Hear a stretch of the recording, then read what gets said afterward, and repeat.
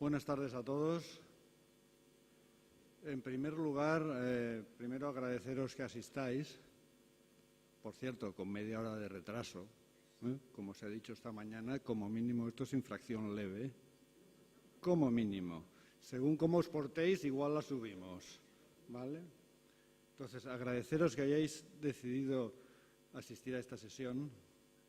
Sabemos que no es la mejor hora, por muy interesante que sea, y esta realmente será interesante, En el fórum del año pasado ya teníamos en mente que las NIAs se estaban acercando. Los miembros del Departamento Técnico del Col·legi ya nos ilustraron con una muy buena presentación titulada ¿Cambian las NIAs la manera de auditar? Por cierto, que fue en este mismo horario, a las 4 de la tarde. Debe ser consustancial con el tema. Para dormir a todos directamente. En fin, si no recuerdo mal, la conclusión de dicha sesión era, la pregunta era, ¿cambian las NIAs la manera de auditar? Y la conclusión era, sí, pero no tanto. Muchos de los aspectos recogidos por las NIAs ya los venimos aplicando, pues las normas técnicas de auditoría ya se basaron en su momento en las normas internacionales, si bien estas fueron evolucionando y las normas técnicas habían quedado prácticamente inamovibles. Lo cierto es que cada vez nos vamos homogeneizando más con la práctica internacional. Y ahora, casi en paralelo con el proceso de reforma de la auditoría llevado a cabo en Europa, con la aprobación de un nuevo reglamento que afecta solo a los auditores de entidades de interés público y de la modificación de la directiva sobre la auditoría legal de las cuentas anuales y de las cuentas consolidadas, que nos afecta a todos los auditores, en España hemos adoptado las NIAs adaptadas. Efectivamente, el artículo 26 de la Directiva 2006/43/CE del Parlamento Europeo y del Consejo, de 17 de mayo del 2006, ahora modificada, ya establecía que los Estados miembros exigirán que los auditores legales y las sociedades de auditoría efectúen las auditorías legales de acuerdo con las normas internacionales de auditoría adoptadas por la Comisión. En este contexto, el ICAC emitió la resolución de 15 de octubre de 2013 por la que se publicaron las nuevas normas técnicas de auditoría, resultado de la adaptación de las normas internacionales de auditoría para su aplicación en España. Ahora las denominamos las NIA-ES. Y se establecían las fechas de entrada en vigor, que ya se están acercando mucho, como sabéis. Esta sesión, denominada Aplicación práctica de las NIA, pretende básicamente 4 objetivos. Ayudar a avanzar en el conocimiento de las NIA, especialmente a aquellos que van un poco más retrasados en su puesta al día. Veréis que hay mucho que leer y ya no queda mucho tiempo. Restar temores respecto a la problemática de su aplicación en las próximas auditorías. Resaltar que sí habrá algunos cambios en la forma de trabajar y de documentar nuestro trabajo. Y resolver ya algunas dudas respecto a su aplicación práctica. Para ello, contamos hoy con 3 profesionales con distintas experiencias que nos explicarán su visión de las NIAs y nos ayudarán a ubicarlas adecuadamente. Procedo a presentároslos de derecha a izquierda. Eva Aldeguer es licenciada en Ciencias Económicas y Empresariales por la Universidad de Barcelona, censor jurado de cuentas, tiene el título de experto en actuaciones periciales y un posgrado en auditoría pública. Tiene 20 años de experiencia en auditoría de cuentas, siendo en la actualidad socia de Marca Cardinal Audit, Sociedad de Economistas y Auditores. Es además profesora colaboradora del Col·legi d'Advocats de Barcelona en materia de contabilidad y es miembro del Comité Técnico del Col·legi y desde hace poco vocal del Consell Directivo del propio Col·legi. A su lado, Manuel Vicente Martínez, licenciado en Ciencias Económicas y Empresariales y auditor censor jurado de cuentas. Manuel es socio de KPMG, donde es responsable de metodología en el Departamento de Práctica Profesional y es miembro del Departamento de Formación Técnica, con participación activa en la preparación y organización de los diferentes cursos de formación y de la metodología de auditoría de KPMG. Asimismo, posee amplia experiencia en la impartición de cursos, ponencias y seminarios relacionados con la auditoría. Posee una amplia experiencia en auditoría de grupos multinacionales, tanto internacionales como españoles, con amplia presencia internacional tanto del sector industrial como del sector consumo. También, al igual que Eva, es miembro del Comité Técnico del Col·legi. Josep Domènech Salas, a mi lado, es licenciado en Ciencias Económicas y Empresariales por la Universidad Autónoma de Barcelona y graduado por IES, auditor censor jurado de cuentas. En la actualidad es director de auditoría en PricewaterhouseCoopers, en la oficina de Barcelona, donde se incorporó en el 88, con experiencia relevante tanto en auditorías de grupos nacionales e internacionales como en empresas cotizadas y grupos de empresas familiares, así como en trabajos especiales de due diligence, adquisición de empresas, implantación de NIF, etc. Experiencia en impartición de cursos internos en Price, tanto en materia contable como en auditoría, y también externos en cursos de NIF a clientes. Y ha colaborado en la elaboración de artículos en el ámbito contable para revistas especializadas. Al igual que Eva y Manuel, es miembro del Comité Técnico del Col·legi. Como veis, copamos toda la mesa. Como podéis apreciar, contamos con un elenco con gran experiencia y prestigio, que seguro no nos van a defraudar en sus exposiciones. Como he comentado al principio, somos conscientes de que no es la mejor hora para sumergirse en disquisiciones teóricas. Por ello, los ponentes han pensado que lo mejor sería plantear la sesión en cierta medida como un coloquio, de forma que a medida que se vayan explicando los temas, se vayan resolviendo una serie de dudas que pensamos os pueden venir a la mente. Consiguientemente, organizaremos la sesión mediante presentaciones de Josep Domènech y de Manuel, como representantes de firmas más grandes que ya tienen experiencia por su vinculación con trabajos internacionales en la aplicación práctica de las NIAs, intervenciones que se verán complementadas por las preguntas que Eva, como representante de firmas de tamaño no tan grande, les hará para focalizar la atención en aquellos aspectos que a priori se puedan ver como más complicados o problemáticos. Al final, sus intervenciones, si disponemos de tiempo, ya vemos que vamos un poco apretados, procederemos a abrir un turno de preguntas para que podáis formular las cuestiones que os puedan surgir. Sin más dilación, cedo la palabra a Josep Domènech Salas. Muy bien, muchas gracias.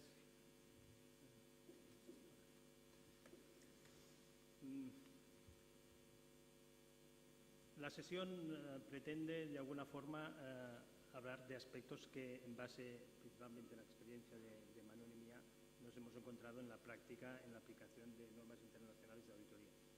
Evidentemente, en una hora y media y después de la comida, como ha dicho Donato, no podemos cubrir todos los aspectos que contemplan las NIAs, ¿no?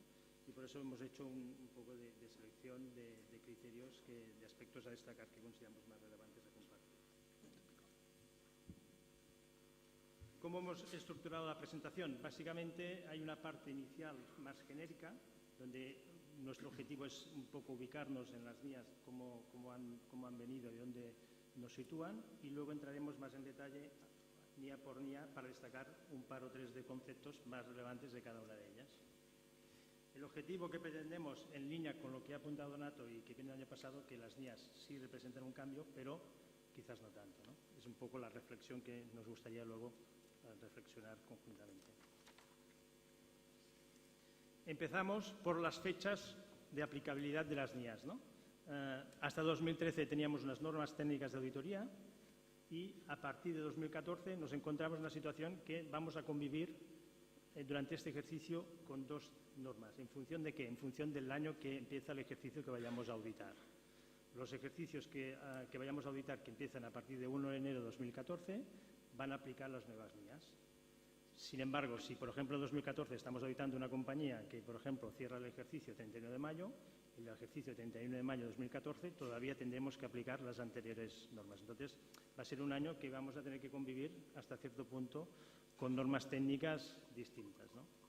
En cualquier caso, lo que sí es importante es que a partir del año de los encargos de auditoría, a partir del 1 de enero de 2015, sí o sí vamos a aplicar ya las nuevas normas técnicas NIAS-ES, ¿vale?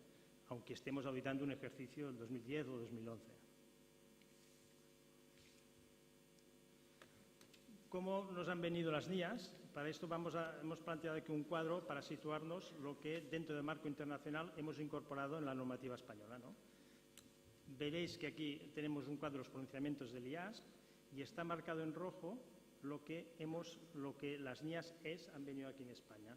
que afecta, por un lado, los glosarios de términos que afectan exclusivamente a auditoría, la norma ISQC1 que afecta a auditoría y las normas de auditoría. Quedan fuera, por tanto, otras normas internacionales, como son procedimientos acordados, como son revisiones limitadas, como son encargos de seguridad. Estos quedan fuera de las NIAS. Por tanto, lo que se adapta ahora en España son normas internacionales de auditoría, pero específicamente de auditoría. Y quedan fuera cualquier otro tipo de encargo de los que hemos comentado ahora. Y también, a efectos de la norma internacional de control de calidad, también se ha traspasado a España la parte que afecta exclusivamente a auditoría, no, digamos, cogiendo lo que serían de los otros servicios. A efectos de España, la normativa, ¿cómo nos queda con las nuevas normas? Tenemos, por un lado, el texto refundido de la Ley de Auditoría, del cual se emana el reglamento, que eso está aprobado.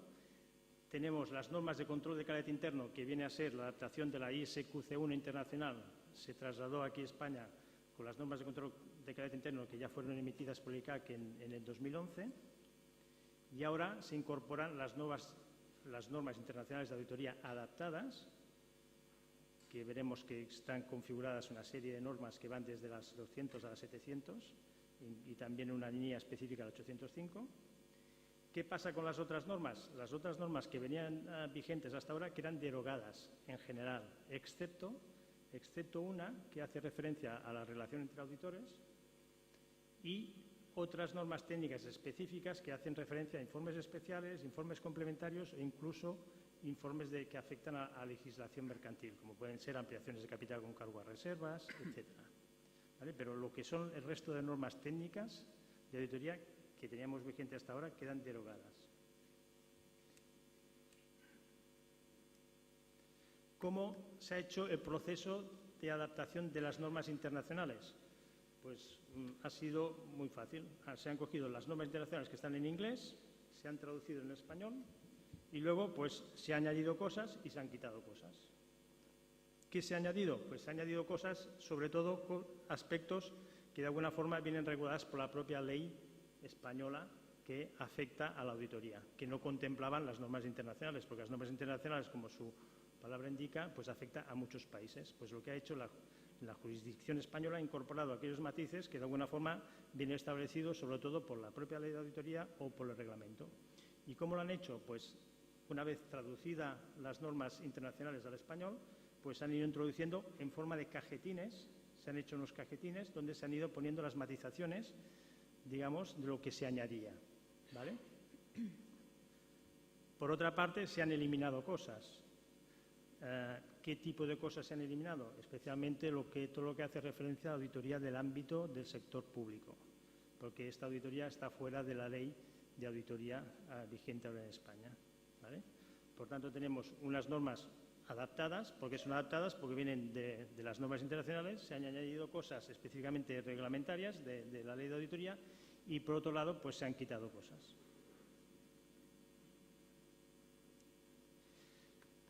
Vamos a entrar un poco ya más en detalle en las normas técnicas de auditoría que nos entran en vigor. Estamos hablando de 34 normas. ¿Cómo están agrupadas estas 34 normas? Están agrupadas por series. La serie 200, la 300, la 400, 500, hasta la 700. Y luego está una específica que es 805. La serie 200, que va de la 200 a la 299, trata de principios generales y responsabilidades.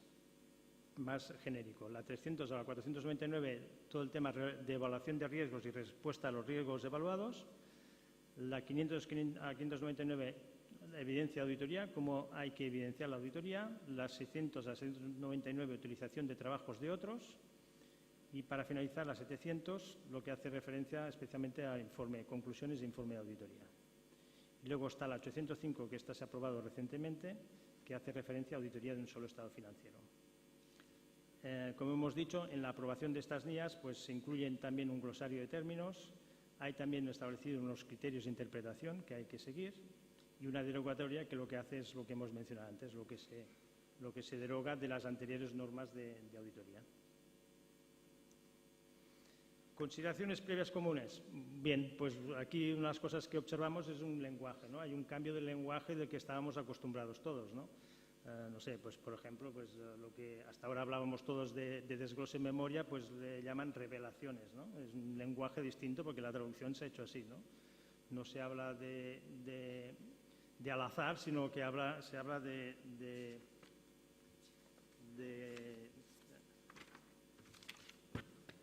incidental, no me salía ni la palabra incidental, ¿no? Y cuando habla, si bien nosotros estamos acostumbrados a hablar de irregularidades, pues aquí habla de fraudes, ¿no? Pues bueno, hay un cambio aquí de terminología que no estamos acostumbrados, pero que nos haremos adaptando, como nos adaptamos en su momento a las anteriores normas, ¿no? También hay algunos apartados, como hemos dicho antes, de las nuevas NIAs que en algunos aspectos pues, podían incluso ir en contra de lo que específicamente establece la ley. Pues en estos casos pues, se han hecho matizaciones para establecer lo que establece la ley de auditoría en España para que se dé cumplimiento a lo que se diga la ley. Y luego, pues todas las NIAs presentan una estructura común, ¿no? ¿Cuál es la estructura de las NIAs? Todas las 34 NIAs que se han aprobado tienen la misma estructura. Primero tiene una introducción que lo que pretende es situar el contexto de esta NIA, cuál es el contexto en que se sitúa esta NIA, el objetivo, cuál es el fin que persigue esta NIA y el que hay que dar cumplimiento. Definiciones, establece pues, las explicaciones, los principales términos que se utilizan en esta NIA. Requerimientos. Aquí establecen los requerimientos de obligado cumplimiento por el auditor. Establece los requerimientos que todo auditor tiene que cumplir con esta NIA. Algunos aplican o otros no pueden aplicar, pero son requerimientos que hay que dar cumplimiento. Y por último, la guía de aplicación y otras notas explicativas. La guía de aplicación lo que hace es desarrollar, explicar, ser una guía práctica para llevar a la práctica lo que básicamente viene recogido en la sección anterior, que son los requerimientos.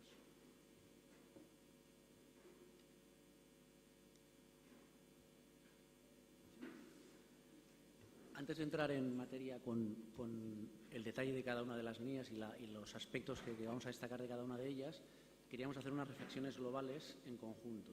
Entonces, algunas ya las ha comentado Josep en su intervención. La primera que creemos que vamos a tener que hacer es un esfuerzo de adaptación, como decía Josep, al lenguaje. El lenguaje es distinto, hablamos de lo mismo, pero hablamos de una forma diferente, ¿no? Él ha dado algunos ejemplos y el más claro quizás sea el de errores y fraudes cuando antes hablábamos de errores y irregularidades, ¿no? Y la estructura que acaba de comentar Josep. De esta estructura quizás destacar el último apartado, que es la guía de aplicación. La guía de aplicación no son requerimientos, o sea, porque los requerimientos están en el apartado anterior, que son requerimientos, pero sí que son una parte esencial para entender la NIA, para entender qué se explica en la NIA. ¿Por qué? Porque hay ejemplos, porque hay descripciones, porque nos dice cómo hay que actuar en según qué situaciones. Con lo cual es una lectura de es de obligada lectura para poder entender bien la NIA.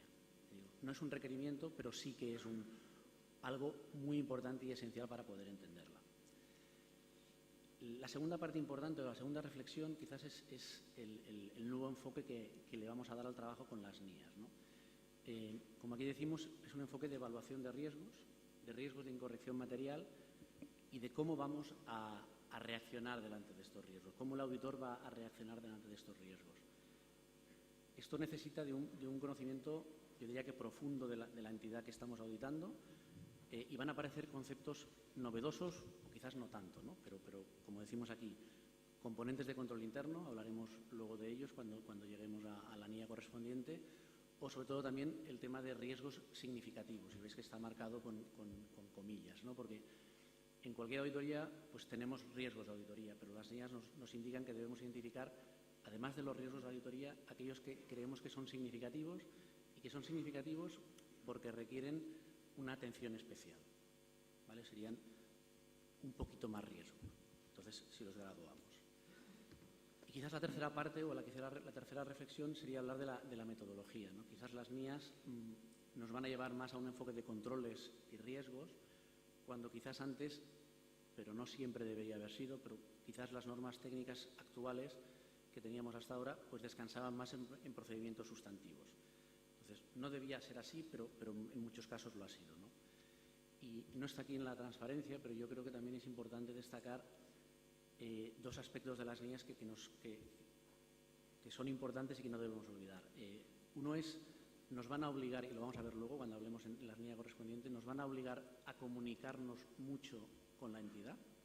O sea, se establecen una serie de obligaciones de comunicación con la entidad cuando sucedan determinadas situaciones y posiblemente debamos documentar mucho más todo lo que estamos haciendo. O sea, porque si en un momento determinado la NIA nos obliga a comunicar algo, tendremos que comunicarlo a quien nos diga la NIA, al órgano de gobierno, a la dirección, pero deberemos documentar esta comunicación, porque muchas veces se comunica, se habla, pero no documentamos. Entonces, realmente puede que sí que haya un esfuerzo adicional en documentación y sobre todo va a haber una serie de situaciones en las que no estábamos acostumbrados y que nos obligan, porque son la parte de requerimientos, a comunicarnos con la entidad. Si en esta transparencia lo que hemos intentado recoger es, en un proceso lógico de una auditoría, pues dónde iría cada una de las partes de las NIAs que comentaba antes Josep en su intervención, ¿no? Entonces, antes de empezar cualquier trabajo, pues hay lo que aquí denominamos actividades previas, ¿no? Pues todos sabéis, la aceptación del trabajo, la carta de encargo, etcétera, etcétera. Esto está recogido prácticamente en toda la serie 200, en estas NIAS que ustedes tienen aquí y en la norma de control y calidad. Lo que sería la fase de planificación de la auditoría, eso está recogido básicamente en las NIAs de la serie 300. Los procedimientos sustantivos, lo que aquí llamamos la ejecución del plan de auditoría, estaría recogido en la NIA 330, pero sobre todo en la serie 500, que es la que hablaba de evidencia de auditoría, que es donde están recogidas todos aquellos requerimientos de cómo debemos documentar y ejecutar la auditoría. Y por último tenemos la ejecución del informe. El objetivo último de nuestro trabajo es emitir nuestro informe. Esto se recoge en la serie 700, luego veremos que por suerte estamos ya un poco acostumbrados a ella y no será tan novedosa, pero se recoge básicamente en la serie 700 y en estas dos líneas aquí que son de comunicaciones. Y por último, y lo hemos puesto abajo de todo, que engloba todas estas áreas, lo que les decía antes, documentación. O sea, la NIA 230, que es la que habla de documentación, todos estos procesos, todos estos requerimientos que nos hacen las NIAs son requerimientos que deben estar documentados en los papeles de trabajo. Entonces, estábamos comentando, Donato, Josep decían que quizás no hay tantas novedades, que quizás no cambie la forma de actuar, que quizás no sea tanta novedad. Sí hay novedades, pero estamos hablando de conceptos que ya conocemos. Entonces, en las siguientes transparencias hemos querido reflejar, de todas formas, esta documentación la tienen todos ustedes a su disposición en la web del colegio, con lo cual mi objetivo no es ir pasando transparencia por transparencia, porque son bastantes, pero lo que hemos querido recoger es, para cada NIA, ver que ya tenemos, para casi todas ellas, una norma técnica actual que le hemos llamado una norma técnica equivalente. Lo que quiere decir es que los conceptos que salen en las NIAs, algunos son novedosos, pero no todos son novedosos, ¿vale? Entonces, si hacemos un pequeño repaso, ya digo, no quiero ir una por una, veremos que muchas cosas que se plasman ahora en una nueva NIA, pues ya lo teníamos recogido en una norma técnica actual. Entonces, por empezar por la primera, por poner un orden, pues la primera NIA habla de los objetivos globales del auditor independiente y la realización de la auditoría de conformidad con las normas internacionales. Bueno, esto teníamos algo parecido ya recogido en nuestras normas técnicas de auditoría del año 91. Evidentemente no dicen lo mismo, pero sí el marco general, ¿no? La siguiente NIA que habla de la carta de encargo, pues ya teníamos una norma técnica que hablaba de la carta de encargo. Dicen cosas distintas, pero parecidas. El control de calidad, pues también había una norma técnica que hablaba de control de calidad. Bueno, documentación de auditoría, evidentemente, ya salía en las normas técnicas generales. En la responsabilidad del auditor, pues bueno, teníamos la norma técnica que hablaba de errores e irregularidades. Luego hay una NIA ahora actualmente que hablará de fraude, pero bueno, esta la podíamos asimilar y seguramente sería la que consideramos equivalente, por no pasar por todas. ¿Veis? En esta, vean, que pone aquí comunicación con los responsables de gobierno. No hemos sabido encontrar una norma técnica equivalente. Sí que había obligación de comunicar según qué cosas, pero no estaba recogido en una norma técnica equivalente como tal. Aquí, en esta norma técnica, en esta NIA, en esta norma técnica, porque ahora las NIAs serán nuestras normas técnicas, nos recogen la necesidad de comunicar y luego hay un montón de obligaciones de comunicación en muchas de las NIAs, ¿vale? Entonces, hay que estar al tanto de ellas porque esos son requerimientos, son obligaciones. La siguiente, que es la comunicación de deficiencias en el control interno, pues teníamos una norma técnica equivalente que también teníamos la obligación de comunicar las deficiencias o las debilidades significativas. Aquí quizás el matiz es que en la NIA nos obliga a comunicar las deficiencias. La norma técnica que teníamos antes nos hablaba a comunicar las deficiencias significativas. El matiz, pues la línea, pues la tendremos que poner con nuestro juicio, pero es un matiz importante. Bueno, no quiero pasar por todas, pero bueno, de importancia relativa, pues teníamos la norma técnica de importancia relativa del BOECA 38. Aquí quizás la novedad es que la importancia relativa en las NIAs está repartida en dos NIAs. La primera es la 320, que habla de importancia relativa o materialidad en la planificación y ejecución de auditoría, pero luego tenemos también la NIA 450, que habla de la evaluación de las incorrecciones identificadas durante la realización de la auditoría. O sea, lo tenemos repartido en dos NIAs diferentes, en dos normas diferentes. Si entramos en la serie 500, que habla de evidencia de auditoría, pues también pasa exactamente lo mismo. En casi todas las NIAs ya teníamos una norma técnica equivalente. Pues bueno, para confirmaciones externas, la NIA 505, pues teníamos la de confirmaciones de terceros. Para los saldos de apertura, pues teníamos la norma técnica de relación entre auditores. Para procedimientos analíticos teníamos la norma técnica de procedimientos analíticos. Para muestreo, pues teníamos una de muestreo. Para partes vinculadas, no teníamos una norma técnica de partes vinculadas. Y ya verán en nuestra exposición que a las partes vinculadas se le da mucha importancia en las normas internacionales e incluso llegan a hacer presunciones de temas importantes. Lo veremos más adelante cuando hablemos de esta NIA, de la NIA 550. De hechos posteriores teníamos una norma técnica, de empresa en funcionamiento teníamos una norma técnica, de carta de manifestaciones también. En la serie 600, que es la utilización del trabajo de otros, que son tres normas internacionales, pues también tenemos normas técnicas. La NIA 600, que quizás es la más importante, pues tenemos ya la norma técnica de relación entre auditores, que salió publicada el año 2011 y que recoge básicamente lo que se indicaba en la NIA 600, en la ISA 600. La utilización del trabajo de auditores internos, pues también teníamos una norma técnica que nos regulaba cómo teníamos que utilizar el trabajo de auditoría interna. La de expertos del auditor, pues lo mismo. La serie 700, que es la de conclusiones, pues también teníamos la norma técnica de emisión de informes. Y la que quizás no teníamos es la 805, que ha sido la última que se ha incorporado. Esta no teníamos una norma técnica equivalente y explicaremos al final. Con todo esto, ¿qué queremos decir? Que bueno, que sí, son conceptos novedosos, vamos a hablar de cosas que el lenguaje es distinto, pero son de cosas que la mayor parte ya las conocemos. Entonces, que bueno, que quizás no hay que asustarse tanto, cambia la forma, cambia el lenguaje y sobre todo cambian algunos requerimientos. Entonces, ahora lo que vamos a hacer es intentar, como comentaba Josep al principio en su presentación, ir NIA por NIA, pero intentando destacar simplemente algún aspecto importante de ellas. No pretendemos en esta hora y media hacer un repaso por todas las NIAs, es materialmente imposible, e intentaremos destacar algún punto importante que algunos ya son conocidos. Gracias, Manel. Yo, antes de que entréis a abordar el estudio de cada NIA en concreto, un poco para sentar lo que habéis explicado hasta ahora, querría preguntar si para realizar una auditoría de conformidad con las NIAs hay que cumplir absolutamente con todas las NIA. Las NIAs son de obligado cumplimiento siempre que sean aplicables. Si alguna NIA no es aplicable o alguna parte de la NIA no es aplicable, pues entonces no es de obligado cumplimiento, pero son de obligado cumplimiento en su conjunto. Y en cuanto a los requerimientos, ¿cuándo se puede dejar de cumplir algún requerimiento en concreto, si es que se puede? Pues esta es una buena pregunta, porque en principio los requerimientos son requerimientos, con lo cual son de obligado cumplimiento. Entonces, si te llegas a plantear que hay algún requerimiento que no puedes cumplir, pues cada una de las NIAs te suele decir qué tienes que hacer en ese momento y te puedes llegar a plantear el tener que renunciar al encargo.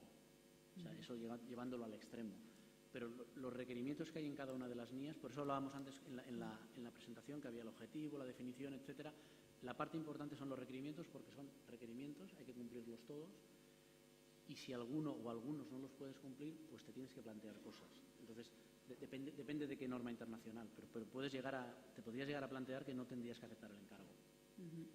Y si no se cumple en cuanto a una NIA en concreto, el objetivo en sí de la NIA, a una NIA en concreto. Bueno, pues también cada NIA te lo explica un poco, depende, ¿no? Pero pues a lo mejor si no cumples el objetivo, pues tienes que llegar a modificar tu opinión. Luego hablaremos del concepto de opinión modificada, etcétera, ¿no? Pero digamos que en ese aspecto yo creo que las NIAs son muy didácticas porque te van guiando y te van indicando, oye, tienes que cumplir esto, ¿y qué pasa si no lo puedes cumplir o no te quieren dar la información que se requiere, etcétera? Entonces, la misma normativa te dice, pues tienes que hacer esto, Antes hablamos de comunicación con el órgano de gobierno. Muchas te obligan a comunicarlo al órgano de gobierno y a tomar medidas, ¿no? Entonces, no se puede hacer una contestación genérica porque depende de cada NIA, pero sí que es cierto que en cada una de las NIAs tienes una guía muy concreta de qué tienes que hacer en cada caso. Y en el caso de auditorías de pequeña dimensión, ¿se reduce la responsabilidad? ¿Se tienen que aplicar las NIAs al igual que en entidades de mayor dimensión? ¿O hay algo que no debemos aplicar o que no tenemos por qué aplicar? No, esto también es bueno que lo matices porque antes comentábamos, Josep y yo, estamos en firmas más grandes y estamos más acostumbrados, ¿no? Pero las NIAs son de obligado cumplimiento para todos los auditores. Las NIAs son de obligado cumplimiento para todos los auditores españoles. Y no podemos delimitar nuestra responsabilidad. Lo que sí que es cierto es que en casi todas las NIAs también, digamos que se introduce dentro de la guía que hablábamos antes, de la guía de aplicación, que yo decía que es una parte esencial para entender las NIAs. En muchísimas de ellas te dice apartado específico para entidades de reducida dimensión y te dice, pues en ese caso, cómo deberías aplicarla. Pero contestando a tu pregunta, la respuesta es no puedes delimitar tu responsabilidad. Es lo mismo para una firma grande que para un auditor individual. Bien, sigamos, vamos ahora a entrar en detalle en las NIAs. Antes de empezar, Manel ha traído aquí una impresión de todas las NIAs.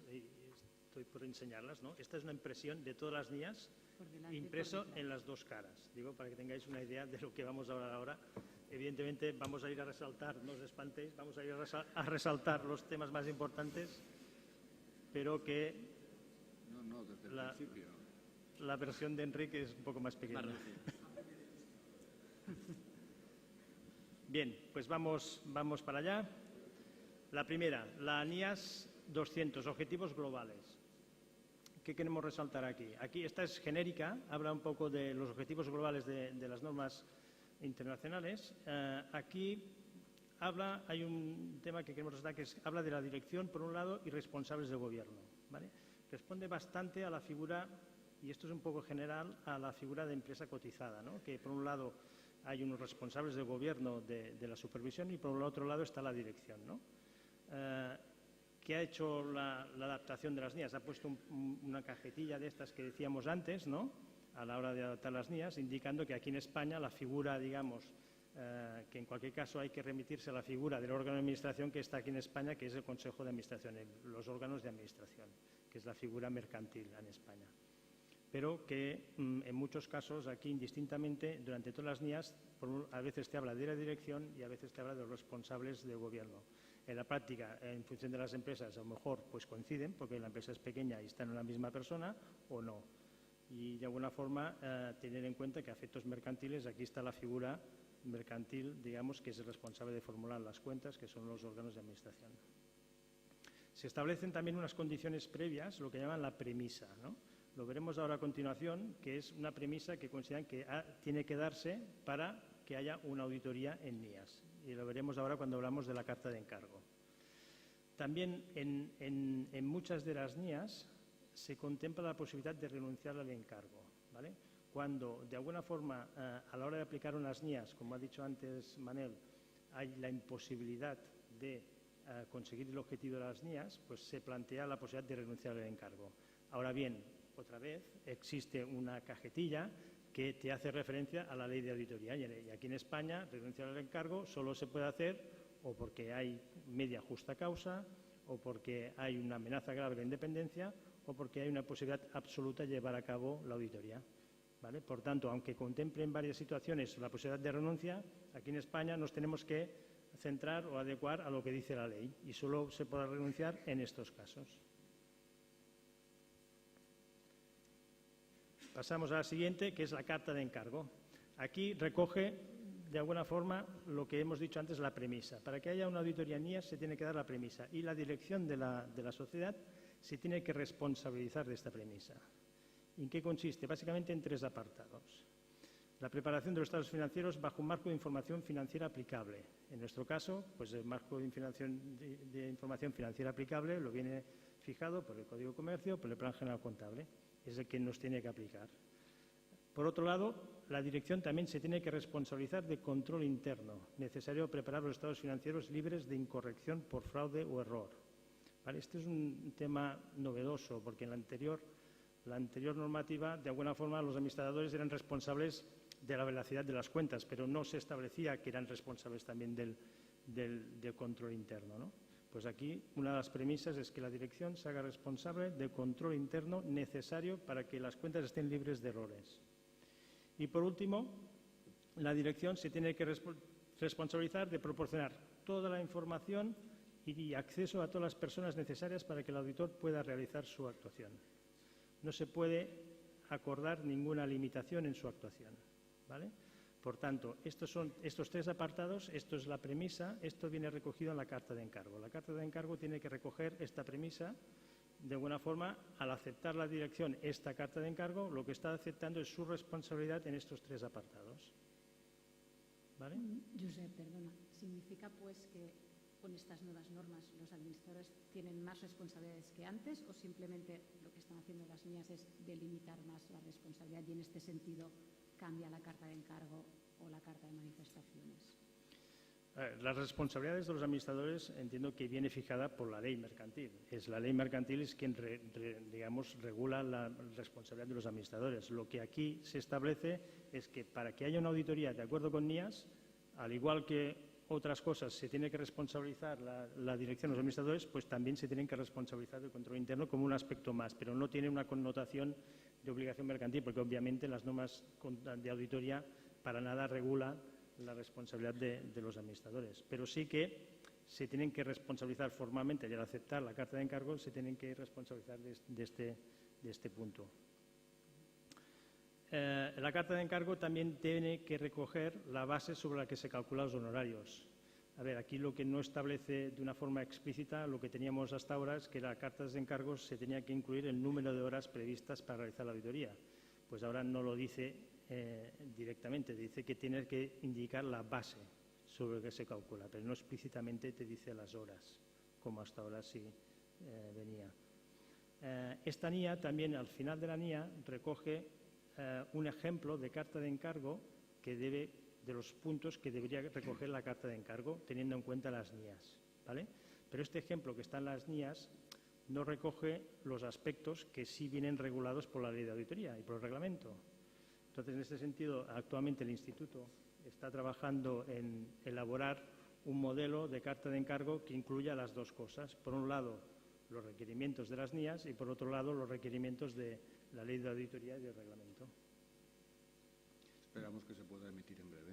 Está la Comisión Técnica trabajando en ello.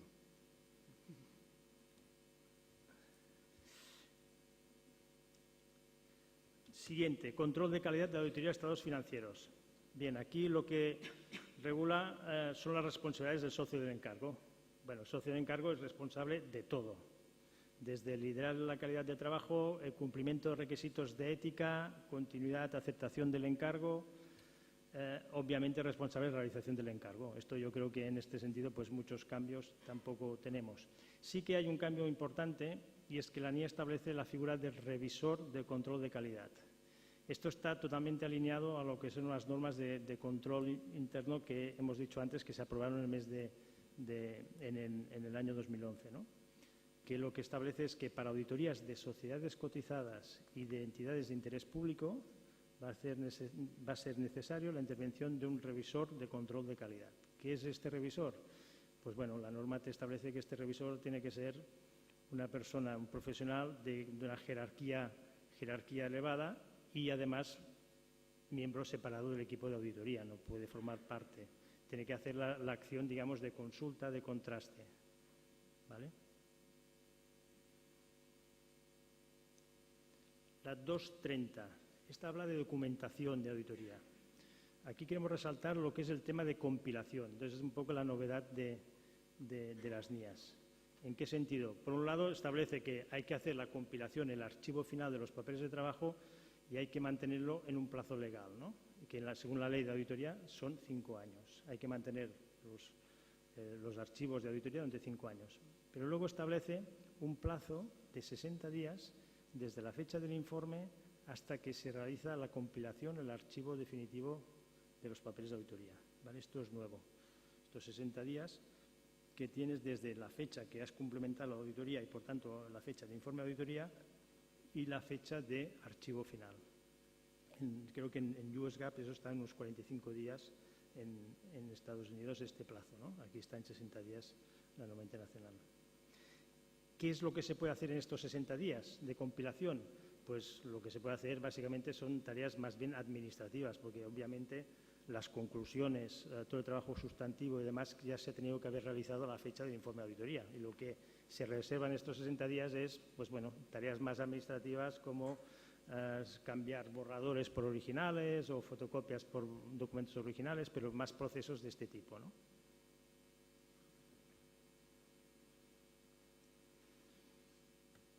Todo el tema de documentación, cada NIA contempla específicamente qué tipo de documentación se espera que se realiza de lo que recoge cada NIA, ¿vale? Por tanto, en cada NIA hay recogidos requerimientos de documentación. Aquí hemos puesto unos ejemplos de lo que se contempla en esta NIA, que se recoge un poco un resumen de las documentaciones que requieren las NIAs. Pues bueno, requiere que se documente pues cuestiones de control de calidad del encargo, todo el tema preliminar de ética, aceptación, continuidad, independencia, consultas al revisor de control de calidad en su caso, todo el tema de evaluación de riesgos, comunicaciones con los responsables del gobierno, como antes comenta Manel, todo el nombre de las partes vinculadas, cuando estemos en una auditoría de grupo, los componentes de grupo, adecuación de los trabajos en caso de que utilizamos trabajos de auditoría interna. En esta NIA se recoge un poco un resumen de todos los requerimientos de documentación, pero insisto, en cada NIA específicamente también se establece qué requerimientos de documentación en cada una se espera que se den para dar cumplimiento a cada una de las NIAs. La 240, esta es novedosa, esta es el tema de responsabilidad del autor frente al fraude. Es un tema que se resalta mucho en las NIAs. ¿Qué requiere esta NIA? Esta NIA requiere que el auditor se tiene que efectuar procedimientos para valorar el riesgo de fraude, ¿vale? El riesgo de fraude se considera un riesgo significativo de entrada.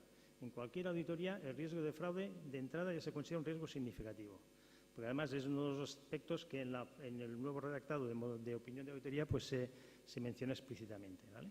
Entonces, el auditor tiene que efectuar procedimientos de valoración de riesgo de fraude. ¿Qué implica esto? Implica pues, que tenga que hacer indagaciones, procedimientos analíticos, solicitar la información para evaluar este riesgo.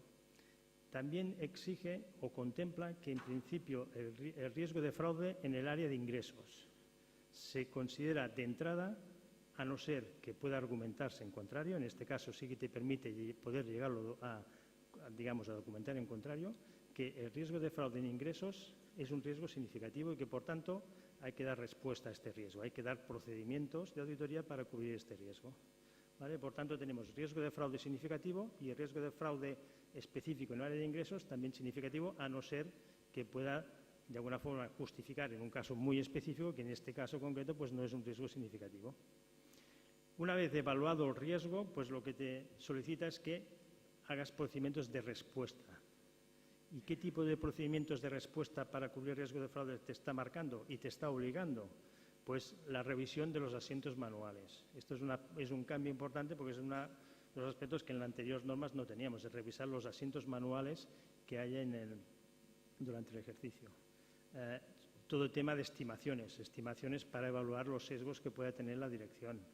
Transacciones inusuales significativas. Pues estos procedimientos, esto te obliga a hacer procedimientos para cubrir el riesgo de fraude. También otra de las consideraciones importantes, novedades, es que en la Carta de Manifestaciones obliga también a la dirección y a los administradores establecer manifestaciones específicas en relación al fraude. Y si cogéis la NIAS y veis la parte final, hay toda una relación de ejemplos, de circunstancias que pueden constituir fraude. Desde pues, una remuneración de directivos en base a resultados, cualquier factor que se pueda plantear de posible situación de fraude. Pues hay toda una serie de relación al final de la NIAS de ejemplos que pretenden ser de guía de utilidad para evaluar los riesgos de fraude. La 250 hace referencia a disposiciones legales. Aquí, como novedad, es que contemplan que en casos de incumplimiento de disposiciones legales y sobre todo en empresas supervisadas o reguladas, pues el auditor pueda llegar incluso a comunicar directamente a los organismos supervisores de la ilegalidad. Contempla de una forma genérica, ¿no? Y el caso de incumplimiento de disposiciones legales, pues evidentemente habrá que evaluar los impactos y puede dar lugar a informes con salvedades o informes incluso con desfavorables o adversas. 260. La comunicación. Esto, al igual que el tema fraude, esto es una novedad importante, todo el tema de comunicación, como antes apuntaba Manel. Establece muy importancia la comunicación en los dos sentidos, tanto del auditor hacia los responsables del gobierno como de los responsables del gobierno al auditor. Y te establece unos requerimientos de comunicación que tiene que realizar el auditor con los responsables del gobierno.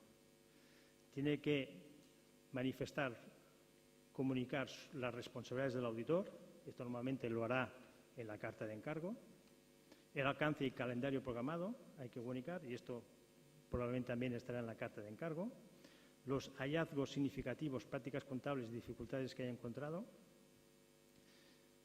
En entidades cotizadas y entidades de interés público, todo el tema de independencia habrá que comunicarlo formalmente, manifestando que el auditor es independiente. Por otra parte, el auditor deberá obtener de la sociedad toda la información relevante, obviamente. También otra forma de comunicación son el tema de las incorrecciones, ¿no? El auditor tendrá que informar las incorrecciones que ha detectado en su trabajo y en las cartas, lo veremos después, en las cartas de manifestaciones que nos van a tener que firmar, van a tener que reconocer los administradores cuando firmen la carta de manifestaciones los errores que ha detectado el auditor. En entidades reguladas incluso se contempla la comunicación a organismos reguladores, lo que hemos dicho antes, por incidencias que hayan surgido, se contempla la posibilidad de que el auditor pueda comunicar directamente a los organismos reguladores. Y lo que sí establece es entidades de pequeña dimensión, pues la comunicación puede ser menos formal, ¿no? Quizás la formalidad, esta estructura de comunicación, quizás si nos miramos ahora mismo en las auditorías que estamos realizando, en una empresa cotizada es mucho más habitual, porque en una empresa cotizada tienes los accionistas, tienes el consejo de administración, tienes el comité de auditoría y normalmente este tipo de comunicaciones es mucho más fluida entre los auditores y el comité de auditoría. Pero cuando estamos en empresas de menor tamaño, pues es una situación que quizás no estamos tan acostumbrados a mantener este tipo de comunicaciones. En esta siguiente slide, como ejemplo, aquí están las comunicaciones que de alguna forma establece que debe haber a los responsables del gobierno corporativo y que vienen recogidas en distintas NIAs. En distintas NIAs te van marcando que en el ejemplo de la NIC 1, la identidad del socio de encargo, en la NIA 240 te establece las cuestiones relativas a fraude, la 250 cuestiones de incumplimientos y disposiciones legales, control interno, incorrecciones, litigios y reclamaciones, incorrecciones, saldos de apertura, cuestiones significativas, hechos posteriores. El grado de comunicación es muy exhaustivo. Claro, la forma de comunicar esto, pues bueno, aquí puede ser más formal o menos formal. Evidentemente dependerá de la importancia de lo que se vaya a comunicar. Pero como veis, la lista de comunicación que hay que hacer a los supervisores, porque también esto sucede en la práctica, que muchas veces el auditor tiene comunicación con la dirección, pero muchas veces la dirección no son los supervisores o los responsables de las cuentas, ¿no? Y por tanto aquí lo que dice es comunicación con los responsables del gobierno, no con los directores, ¿no? Parece, Josep, pues que, de acuerdo con lo que estás explicando, que existen unos requerimientos de comunicación un poco excesivo, ¿no? En el caso de pymes, que se da que el único propietario es quien dirige la sociedad y no se identifican más órganos de gobierno, entiendo que ya has dicho que la NIA te define que la comunicación puede hacerse de manera menos formal, y cómo dejamos evidencia de que la comunicación se realiza en un único sentido en cuanto a que existe un único propietario que a su vez es administrador y que a su vez lleva el control de toda la entidad. ¿Cómo dejamos evidencia de esta comunicación que vamos a hacer con un único órgano de gobierno? Sí, la NIA te establece que la forma de dejar evidencia de la comunicación o es porque se ha hecho por escrito, o si se ha hecho verbal, lo que sí te establece es que tienes que documentarlo, ¿no? ¿Cómo se documenta? O puede ser a través de una especie de acta de reunión que se ha tenido con tal persona y tal día, ¿no? Pero sí que te establece que tenías que indicar pues a la persona que has comunicado y el día que lo has comunicado, ¿no? Te permite hacer comunicación verbal, pero el hecho que sea verbal o escrita obviamente lo deja un poco a juicio del auditor, ¿no? En función de la importancia que tenga el tema, ¿no? Pero déjame decir un ejemplo de la importancia de la comunicación, porque hace un par de semanas en un cliente mío me acuerdo que estábamos comentando la carta de manifestaciones que tenía que incluir los ajustes que habíamos detectado, que no eran materiales, pero que, como estamos haciendo una auditoría en entorno de ISAS, pues tenía que incluirlo, ¿no? Y esta carta la tenía que firmar su jefe alemán. Pues cuando él la firmó aquí, cuando lo envió a su jefe alemán, el jefe alemán dice, no, yo no quiero ningún ajuste no ajustado, yo quiero las cuentas bien hechas. Y luego le hizo introducir los ajustes aquí localmente, ¿no? Bueno, pues es un ejemplo de cómo la comunicación en este caso pues ha hecho que incluso pues la decisión del supervisor, que muchas veces pues no le llega este tipo de información, pues produce una acción que las cuentas pues incluso se tengan que modificar en ajustes no significativos. Pero bueno, yo creo que no deja de ser un ejemplo práctico de lo que es la importancia de la comunicación, ¿no?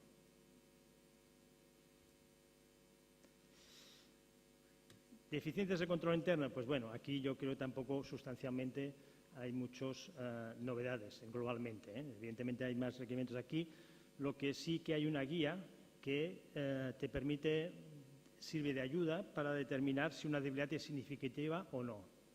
Y hay una guía ahí que te da parámetros y que, bueno, que puede ser práctica para determinar cuando la debilidad es significativa o no, e incluso el impacto que esto puede tener en la auditoría. Pero bueno, no mayor, digamos, novedad respecto a lo que ya teníamos en comunicación de deficiencias de control interno. Bien, entramos ya en la parte de planificación de auditoría, ¿no? Cómo las NIAs contemplan que la auditoría hay que planificarla. Por un lado, plantea unas actividades preliminares al encargo, que esto es un poco novedoso, ¿no? O sea, antes del encargo hay que hacer ciertas actividades. Estas actividades, ¿qué consisten? Pues básicamente es evaluar la aceptación o la continuidad del encargo, ¿no? Evaluar los requerimientos de ética, todo el tema de independencia. También te establece, evidentemente, al igual que teníamos, una estrategia global y un plan detallado de auditoría. Y contiene unas consideraciones específicas para auditorías de primer año que hay que tener en cuenta cuando estamos en una auditoría de primer año. En general, si no en todas, en casi todas las NIAs, hay siempre un apartado que hace referencia a auditorías muy pequeñas, auditorías de empresas pequeñas. Y lo que viene a decir muchas veces es que te da sugerencias de cómo conseguir el objetivo de esta NIA de una forma más simple, ¿no? Pues en este caso, en el caso de planificación, lo que te dice, hombre, pues en una empresa pequeña, pues posiblemente puedes cumplir el objetivo pues haciendo un memorándum más reducido. No te limita la responsabilidad en ningún caso. Lo único que te da es una sugerencia de cómo conseguir el objetivo de una forma más razonable y ajustada al tamaño de la auditoría. Porque, insisto, muchas de las normas de las NIAs está pensada en una estructura de empresa más cotizada que no pequeñas empresas, ¿no? Pero en casi todas, en este caso, pues concretamente, pues también está esta consideración de auditorías a empresas pequeñas. Incluso contempla una auditoría que pueda realizar directamente el propio socio. Bien, entramos en la 315, que aquí ya entramos en la metodología de cómo las NIAs enfocan la auditoría. A ver, yo creo que todos los que estamos aquí estaremos de acuerdo que la mejor auditoría que habremos hecho es aquella que, es aquella que tengamos un buen conocimiento de la empresa, tenemos muy buen conocimiento del sector y tenemos muy buen conocimiento de la dirección, de sus sistemas, de su control interno. Además, en aquellas que hayamos planificado el trabajo con las personas de mayor responsabilidad y además que hayamos identificado los riesgos. Seguramente esta es la auditoría mejor que hayamos hecho. Pues bien, lo que dicen las NIAS es exactamente esto. Enfoca la auditoría basada en riesgos. Para enfocar la auditoría basada en riesgos es indispensable tener conocimiento del sector, tener conocimiento de la empresa, tener conocimiento de sus controles internos. Y una vez tenido este conocimiento es evaluar los riesgos, identificar los riesgos significativos. En ese sentido, un riesgo significativo lo que te pide es que hagas mayor alcance de las pruebas de lo que sería si no hubiese este riesgo significativo. Y te habla especial atención en áreas como temas de fraude, partes vinculadas y transacciones inusuales.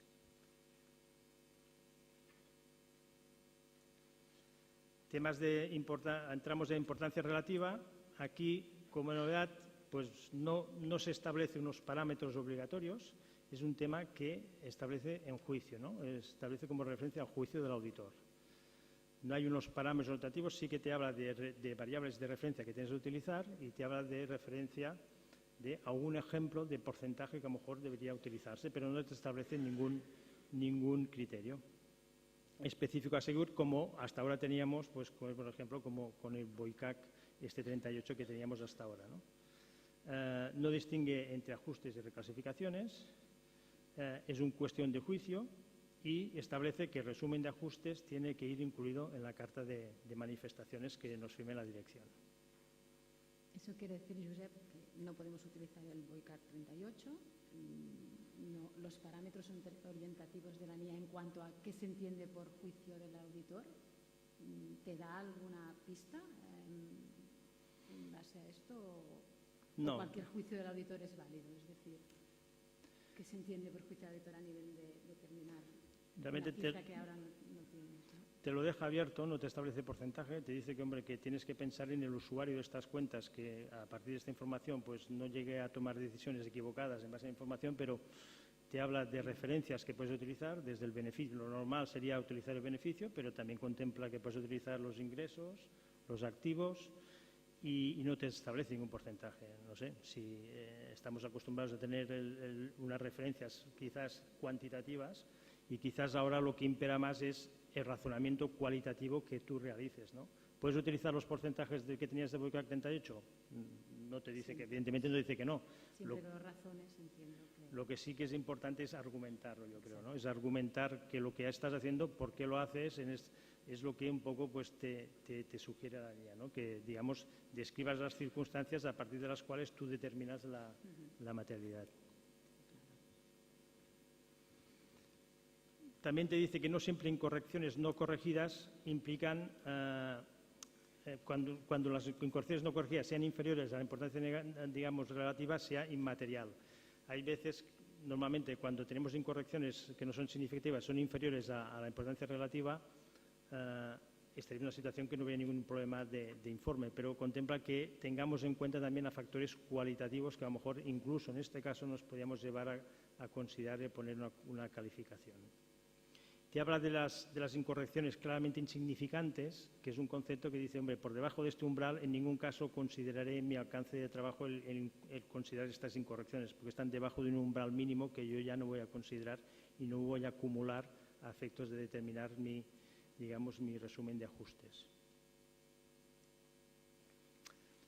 La 330 habla de la respuesta del auditor a los riesgos valorados. Aquí lo que establece es, bueno, una vez hemos determinado los riesgos, ¿qué respuestas da el auditor a estos riesgos, ¿no? Hemos dicho que los riesgos significativos, pues en los riesgos significativos se espera que el alcance sea mucho mayor, ¿no?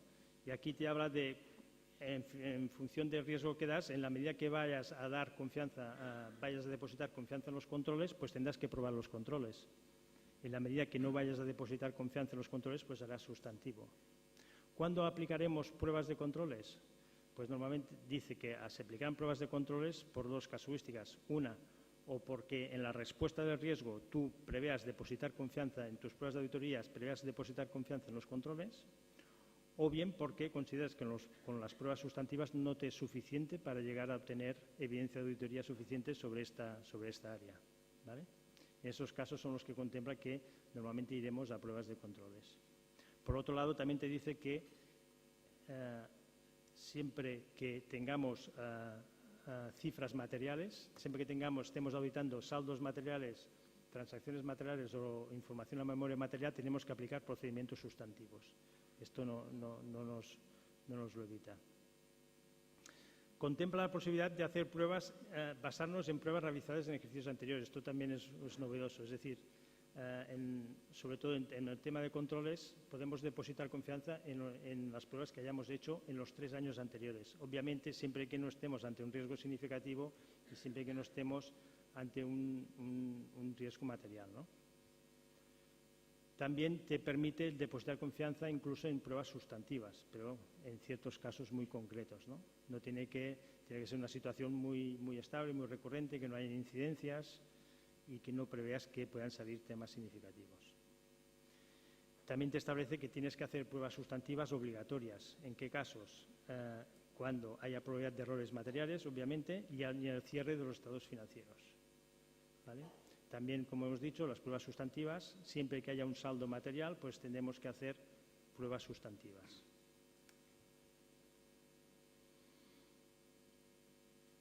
Por último está la 402, que nos habla de cómo hacemos la auditoría cuando estemos ante una organización de servicios. Muchas empresas nuestras pues tienen una organización de servicios compartidos.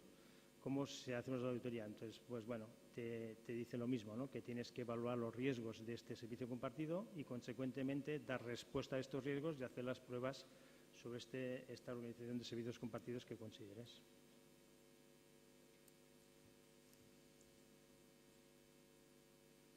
Donato, como buen auditor, me ha lanzado un mensaje porque ha evaluado que el riesgo de que acabemos tarde la ponencia es significativo. Entonces, mi respuesta va a ser intentar ir rápido y destacar lo primordial. Entramos en la serie 500. La serie 500 es la que habla de evidencia de auditoría y yo aquí el primer mensaje que lanzaría es que no hay modificaciones sustanciales, pero hay algunas. Entonces vamos a intentar explicar las más significativas. La NIA 500 habla de evidencia de auditoría, nos determina qué es evidencia de auditoría, nos explica qué es evidencia de auditoría y el requerimiento principal es la responsabilidad del auditor para diseñar y aplicar procedimientos para obtener una evidencia suficiente y adecuada. Como procedimientos, pues los que ya conocemos, indagar, preguntar, hacer procedimientos analíticos, etcétera, etcétera, etcétera. Aquí no hay novedades. ¿Y cómo podemos obtener evidencia? Bueno, lo primero que dice es que la evidencia tiene carácter acumulativo, la obtenemos a partir de nuestros procedimientos de auditoría y tiene carácter acumulativo, vamos acumulando evidencia a medida que hacemos pruebas.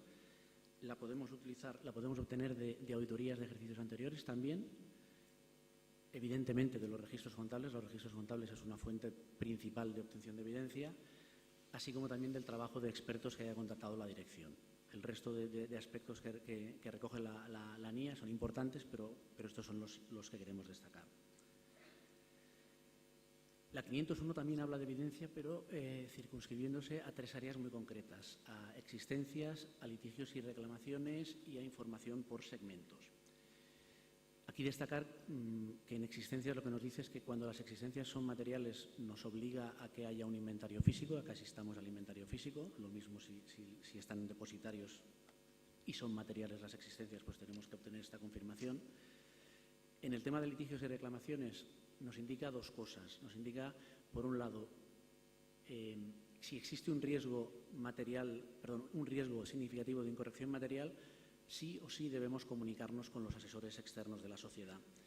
Y aquí lo importante es que nos dice, como se explicaba antes, cada NIA te va guiando qué tenemos que hacer en el caso de que la sociedad no nos permita ponernos en contacto con sus asesores. Bueno, la consecuencia es que nuestra opinión será modificada, ¿vale? Luego hablaremos de opinión modificada, quiere decir que llevará salvedades. Y el último punto es por información por segmentos, pero bueno, determinan los puntos en que es importante cuando tenemos que informar por segmentos, pero no es algo demasiado habitual. Comunicaciones externas. La NIA reconoce, pues lo que decimos aquí, ¿no? que en ocasiones la evidencia que obtenemos por un tercero es la mejor evidencia que podemos tener. No siempre, pero en muchas ocasiones. Entonces aquí lo importante es destacar qué nos dice la NIA respecto a la negativa de la dirección cuando le solicitamos obtener confirmación de terceros y se niega a la sociedad. Entonces, si no nos permite la sociedad enviar estas solicitudes, la NIE nos dice que tenemos que hacer 3 cosas. Lo primero, indagar el por qué no nos dejan enviar estas confirmaciones. Y esto es un requerimiento, es una obligación, con lo cual hay que preguntar y, como decía antes Josep, habrá que dejar documentado qué estamos preguntando. Evaluar qué implicaciones tiene esto y, en caso de que sea posible, aplicar procedimientos alternativos. Y por este orden. Si después de hacer estas 3 cosas, estos 3 requerimientos, pues concluimos que no es razonable la negativa de la sociedad o que no se puede obtener evidencia por los alternativos, por los procedimientos alternativos, pues deberemos hacer 2 cosas. En primer lugar, ponernos en contacto con los responsables de gobierno de la entidad, que no la dirección, los responsables de gobierno de la entidad. Y segundo, evaluar las implicaciones en el informe. Aquí no nos dice si tenemos que poner un informe con salvedades o sin salvedades, eso dependerá de nuestro juicio profesional. Pero sí o sí debemos hacer estas cosas y por este orden en el caso de que tengamos una negativa o que creamos que con la negativa no obtenemos evidencia.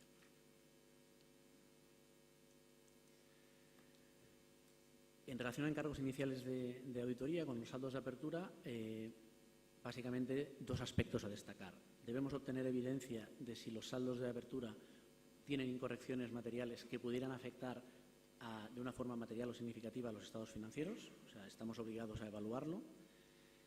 Y en el caso de que existan estas incorrecciones que pudieran afectar de una forma material, estamos obligados a comunicarlo a la dirección y a los órganos de gobierno. Y es importante destacar que no hay una opción de opinar parcialmente sobre parte de los estados financieros de los saldos de apertura. O sea, los saldos de apertura los tenemos que analizar y en su conjunto darán lugar o no a incorrecciones materiales, o habrá incorrecciones materiales que pudieran afectar a los estados financieros, pero no de una forma parcial.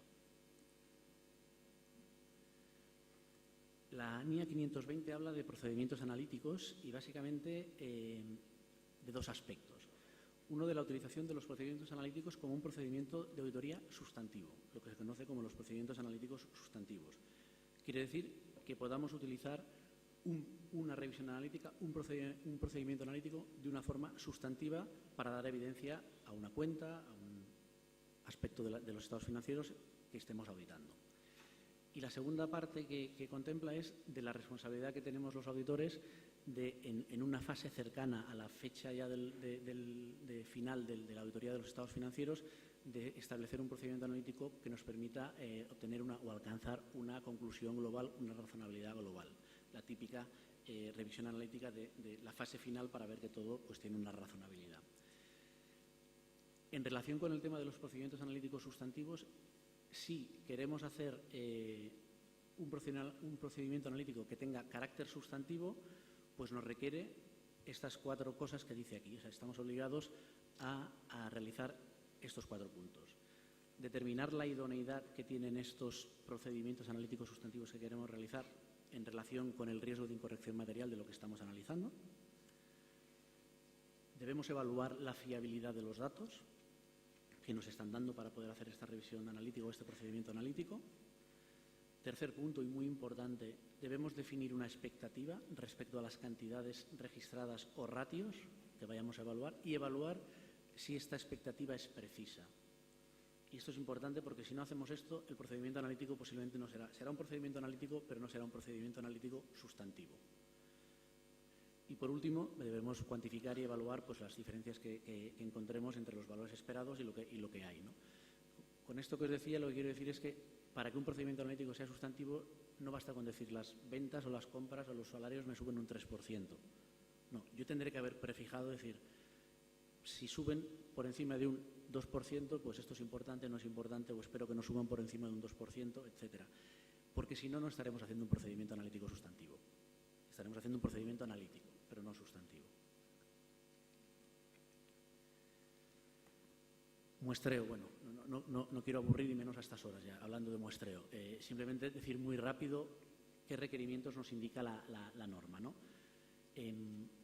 Debemos diseñar y seleccionar el tamaño de la muestra, esto es Yo creo que es entendible por todos, ya que el objetivo es reducir el riesgo de muestreo a un nivel razonablemente bajo o aceptablemente bajo.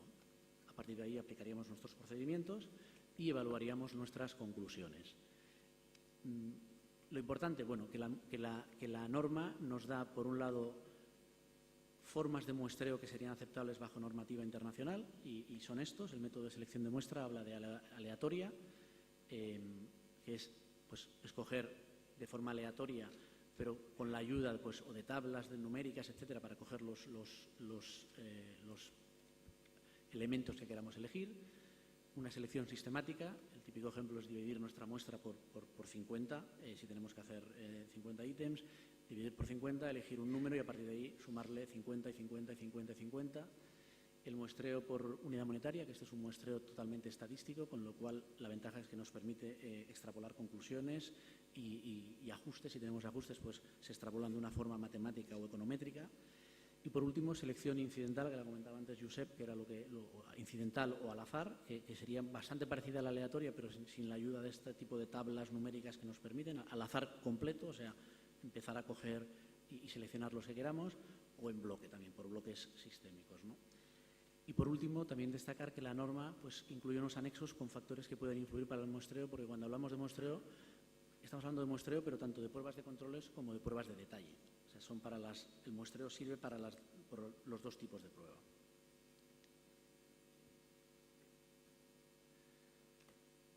La 540 habla de estimaciones contables. Bueno, aquí es una norma que como requerimientos es muy cortita, pero como guía de aplicación es muy extensa, muy extensa. Entonces, bueno, yo destacar aquí que lo que busca es determinar cómo se aplica el enfoque de riesgos. Estamos hablando todo el rato del enfoque de riesgos. Pues cómo se aplica el enfoque de riesgos en relación con las estimaciones contables. Determinar las implicaciones a realizar sobre las estimaciones contables que den lugar a riesgos significativos. Y por último, y no menos importante, determinar la búsqueda de indicadores de sesgos de la dirección, de indicadores de conductas poco apropiadas de la dirección. Y volvemos a lo mismo, es importante documentarlo. Y como mínimo nuestra documentación de auditoría debería incluir la base para nuestras conclusiones y, en el caso de que los haya, los indicadores de sesgo de la dirección. Esto es importante porque eso sí que puede ser una novedad respecto a lo que veníamos aplicando, con lo cual es importante que lo tengamos presente. Partes vinculadas. Creo que antes también lo citaba Josep, ¿no? Y os decía yo antes que no teníamos una norma técnica equivalente que nos regulase el trabajo a realizar sobre partes vinculadas. Bueno, el objetivo, como dice aquí, el objetivo es obtener información relevante para identificar los riesgos de incorrección material, siempre es lo mismo, identificar riesgos de incorrección material relacionados con las transacciones con partes vinculadas. Las transacciones con partes vinculadas se consideran que son importantes y que requieren una atención especial. Y nos dice aquí que debemos pensar sí o sí que los estados financieros pueden estar mal. Y pueden estar mal por las transacciones que se realicen entre empresas vinculadas. O sea, esto es una presunción que nos dice la norma. Decimos, no debemos pensar que las cuentas anuales están bien. No, debemos pensar, cuidado, que pueden estar mal porque hay transacciones con partes vinculadas. O sea, esto nos lleva a lo que tenemos en la parte derecha de la presentación, ¿no? A la aplicación de escepticismo profesional. O sea, es muy importante y recalca mucho la norma la aplicación de escepticismo profesional en relación con las transacciones, operaciones con partes vinculadas y con transacciones con partes vinculadas ajenas al negocio de la sociedad. Cuando son ajenas al negocio de la sociedad, la norma nos dice que se presume que existen riesgos significativos. Lo hemos comentado al principio de la ponencia, que los riesgos significativos son un escalón más alto de riesgo de auditoría, con lo cual nos requiere hacer más trabajo, con lo cual le da mucha importancia a la norma a las transacciones con partes vinculadas. En hechos posteriores, yo destacaría quizás la parte de abajo, lo que ven ahí en azul, ¿no? Los hechos posteriores son los que ya conocemos, hechos posteriores entre la fecha de cierre y la fecha del informe, entre la fecha del informe y la fecha de publicación y con posterioridad a la fecha de publicación. Un matiz con la fecha de publicación. Como ven, pone fecha de publicación, no fecha de aprobación por parte de la Junta. La fecha de publicación, la norma lo que dice es que pueden estar en tres situaciones. en el primer momento en que se ponen a disposición de los accionistas los estados financieros, en el caso de que ya se publiquen en la página web de la sociedad, y esto está pensado básicamente para empresas cotizadas, pero si ya estuvieran publicados en la página web, ya se han publicado. Y el tercer lugar, y en su defecto, sería la entrega por nuestra parte del informe de auditoría. Pero en ningún caso la norma habla de aprobación por parte de la Junta. Pero yo decía que el aspecto a destacar es que desaparece la opción de doble fecha. Si encontramos o detectamos o identificamos un hecho significativo y creemos que se deberían modificar los estados financieros y la empresa los modifica, pues deberemos extender nuestros procedimientos de auditoría hasta que se acabe y emitir un informe con esa fecha, pero no podemos emitir ya un informe con doble fecha.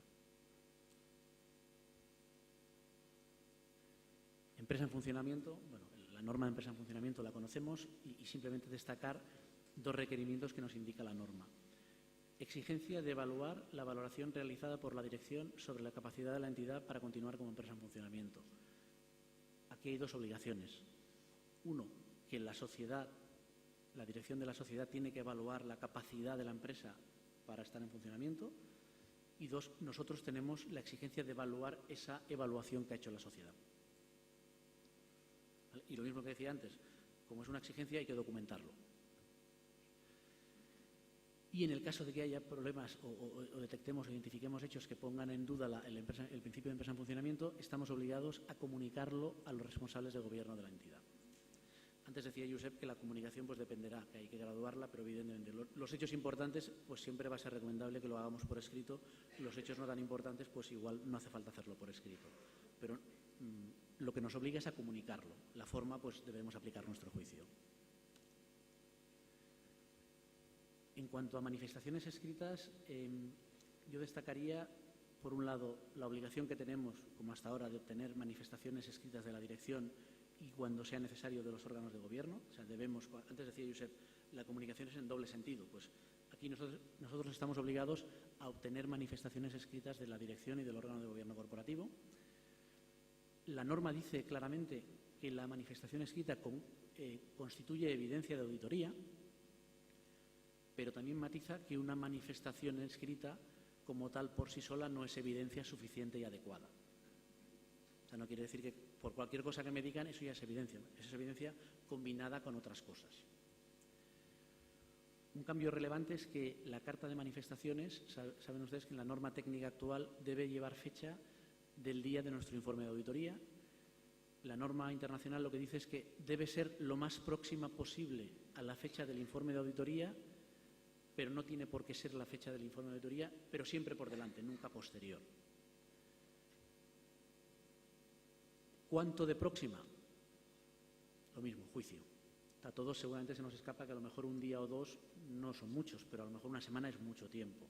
Entonces, bueno, la norma te permite que sea lo más próxima antes de, no te obliga a que sea el mismo día, no te permite que sea después del informe.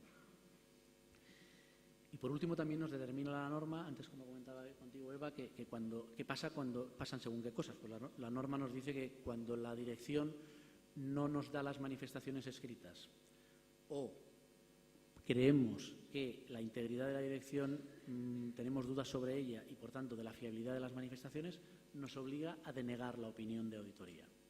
Será una opinión modificada, denegada.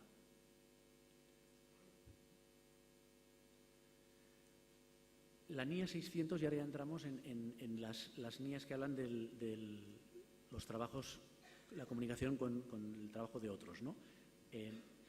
Por suerte ya no es una gran novedad porque, como les decía antes, la publicación en el año 2011 de la norma de relación entre auditores pues siguió muy fielmente la NIA 600, con lo cual la mayor parte de los conceptos ya nos suenan, ¿vale? Ya lo conocemos.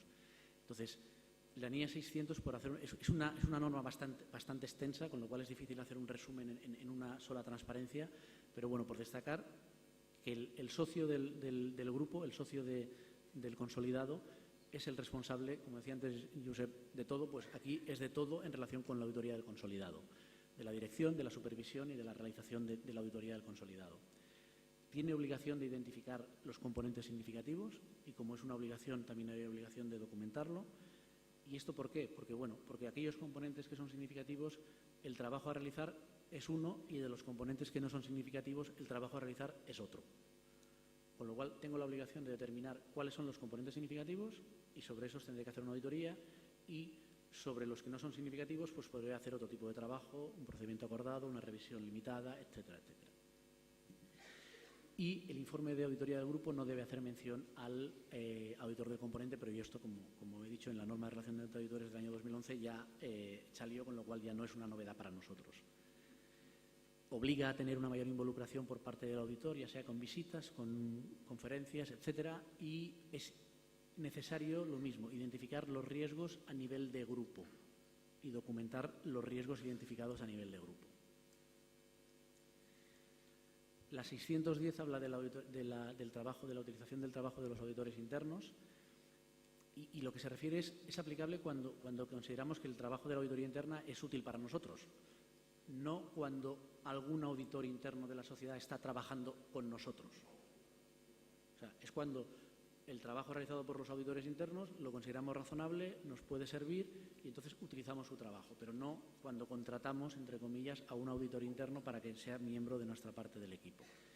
En ese caso, pues bueno, debemos evaluar su objetividad, su competencia, su diligencia profesional y que haya una comunicación eficaz con nosotros. La 620 es lo mismo, una referencia a cuando utilizamos el trabajo del experto del auditor. Y lo mismo, no hace referencia a cuando utilizamos a un especialista en nuestro equipo de trabajo, un especialista en algún área, en impuestos, en lo que sea, ni tampoco cuando estamos utilizando el trabajo de un experto que ha contratado la sociedad. No, es cuando contratamos un experto nosotros, los auditores.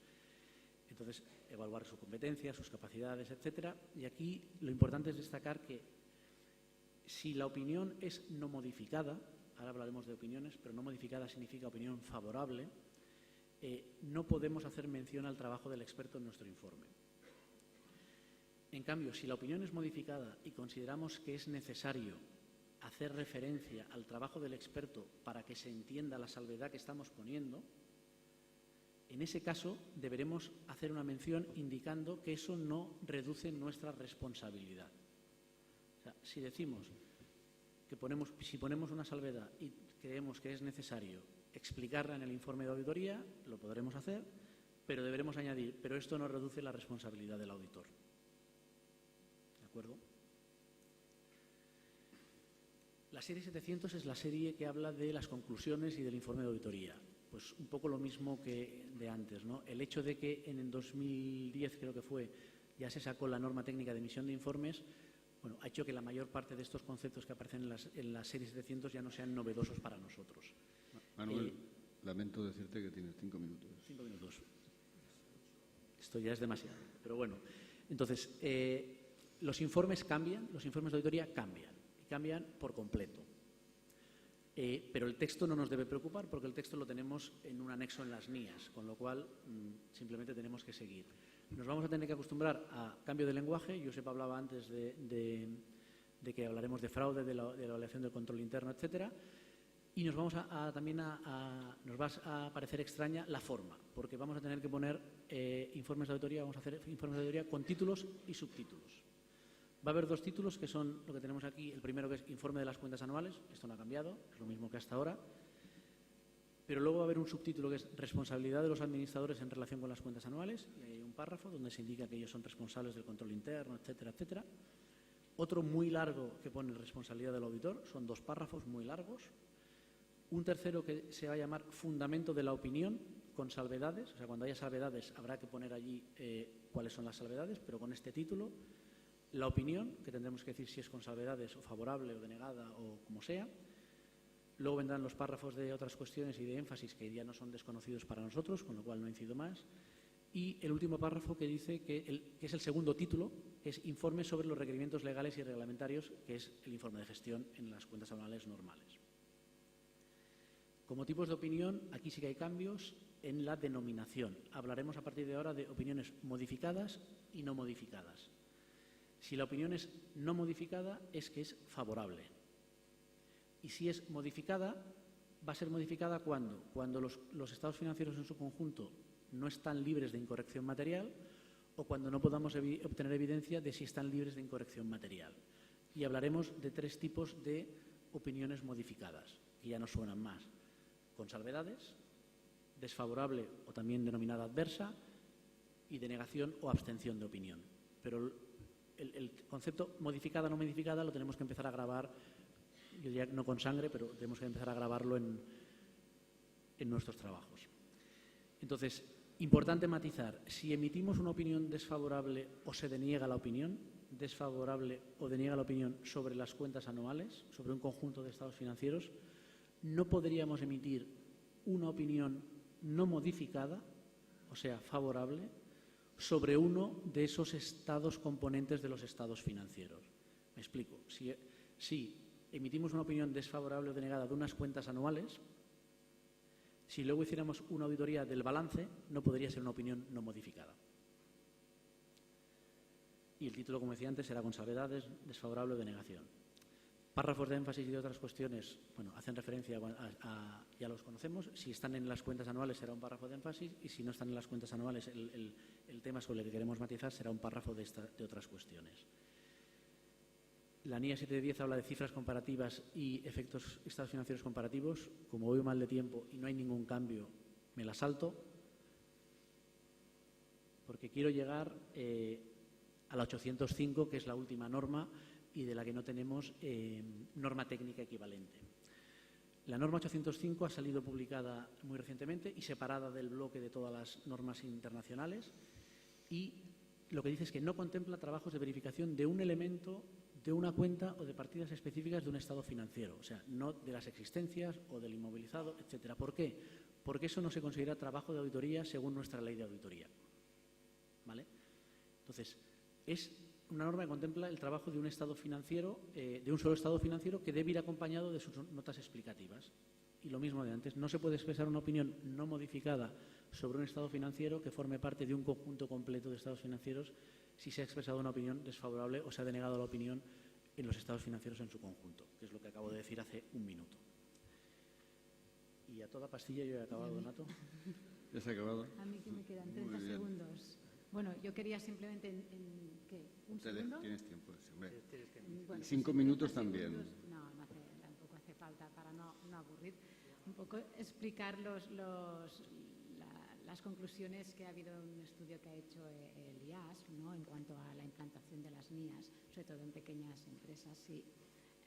En general, las empresas encuestadas creen que ha habido un impacto positivo en relación con la planificación y el control de calidad, ¿no?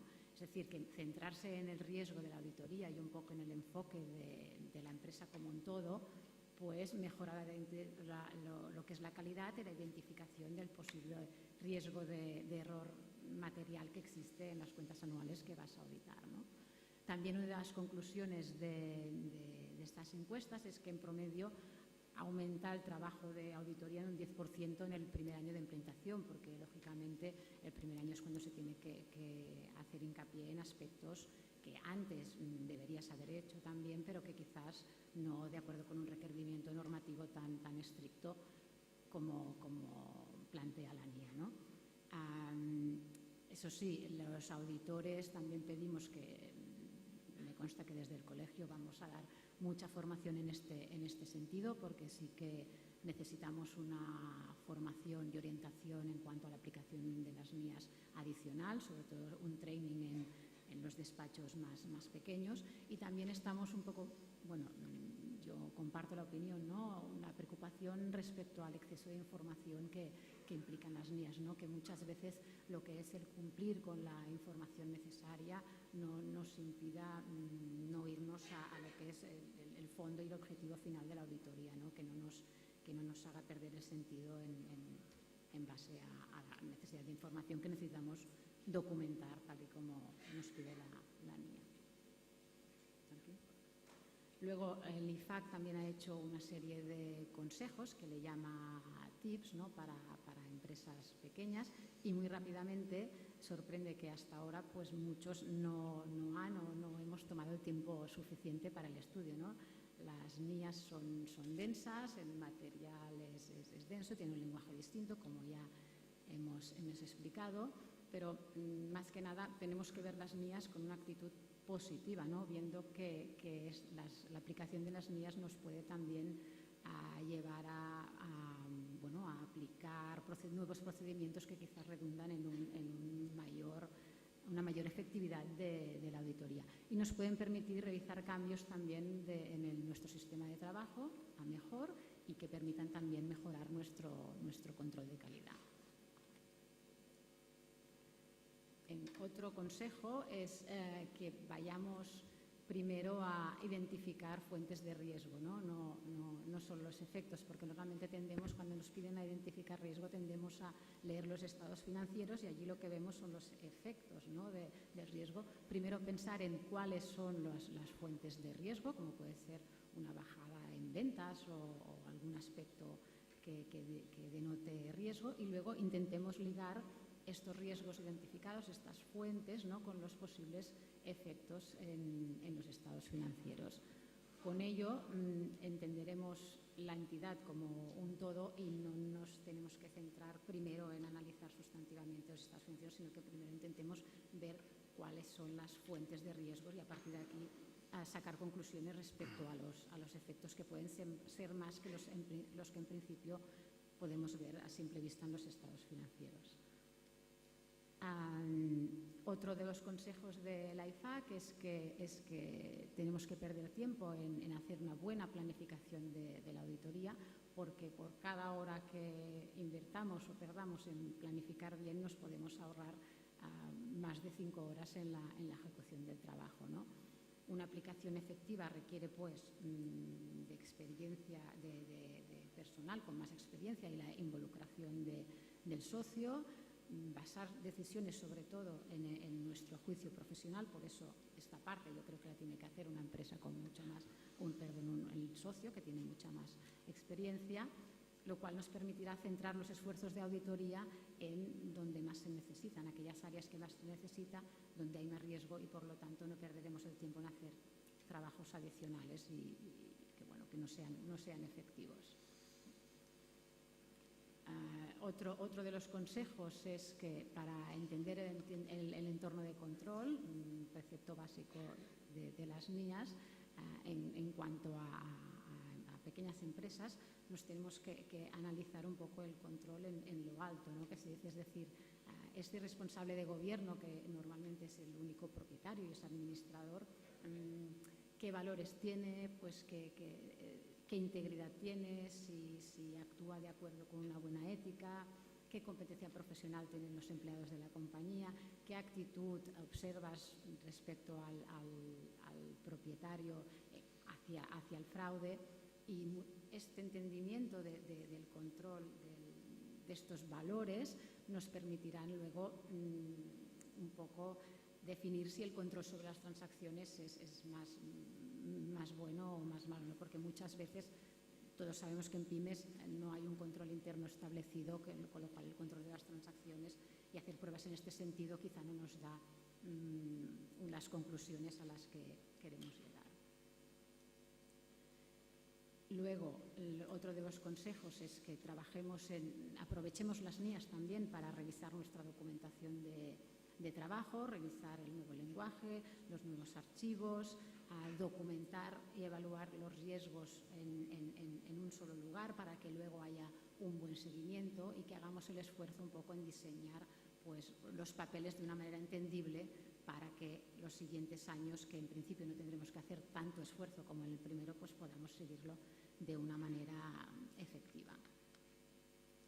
Por último, otro consejo es que exista una comunicación en doble sentido entre el auditor y la sociedad, ¿no? Yo creo que tenemos que perder un poco de tiempo en explicar las responsabilidades que tenemos los auditores ahora con las nuevas líneas y sobre todo pues explicitar que la excesiva documentación o nuevos requerimientos que la empresa no esté acostumbrado a darnos, pues bueno, nos los tiene que dar, porque en este sentido la auditoría funcionará de una manera mucho más efectiva y buena de cara al cliente y de cara a nosotros. Me podría Muy bien, perfecto. expandir mucho más, pero claro, No hace yo creo falta, que estamos todos cansados. Hemos empezado media hora tarde, no sé si hemos acabado Hemos media empezado hora un poquito tarde, Muchas- por culpa del público que hayamos sancionado No sé si hay tiempo levemente. de- No sancionaremos más porque al menos he podido comprobar de que nadie se ha dormido. Pues si se ha dormido lo hace con los ojos abiertos, con lo cual nos quedaremos en infracción leve. Entonces, bueno, ya habéis podido ver que los tres ponentes son sendos, como diría nuestro amigo Enrique, están a la altura de los súper grandes maestros de la casa y que han preparado y expuesto la sesión de manera inmejorable. Antes de finalizar, de todas formas, un pequeño espacio publicitario. Comentaros que desde abril del 2013 el Col·legi viene realizando cursos y sesiones relativas a las NIA. Se han impartido ya unas 100 horas de formación con asistencia de 240 profesionales. A la fecha actual están programadas más sesiones para julio y octubre, de momento unas 30 horas y seguramente se ampliará. Os animamos a inscribiros y participar en ellas, así como a aportar vuestras sugerencias al Departament Tècnic o a los responsables de formación si consideráis que serían convenientes sesiones adicionales, tanto a nivel general como a nivel de NIAs específicas o en concreto dudas que podáis tener. Os recomiendo obviamente la lectura detallada de las NIAs. Os recomiendo, ya que tenemos a la disposición de todo el mundo, por estas transparencias, ya habéis visto que están muy bien elaboradas y son muy sintéticas y muy bien explicadas. Y también os recuerdo, y el trabajo ya realizado por el Departamento Técnico, las cápsulas NIA, para la versión nacional española son las NIAs de un vistazo, en Cataluña son las cápsulas, en las que se resumen las mismas para facilitar una primera aproximación a los aspectos más significativos. Como habéis visto, no tenemos tiempo ya para turno de preguntas, porque si no, alguien nos va a echar una bronca en algún momento y seguro que estaréis deseando ir a tomar un cafetito para reponeros de esta sesión. Muchas gracias por vuestra asistencia.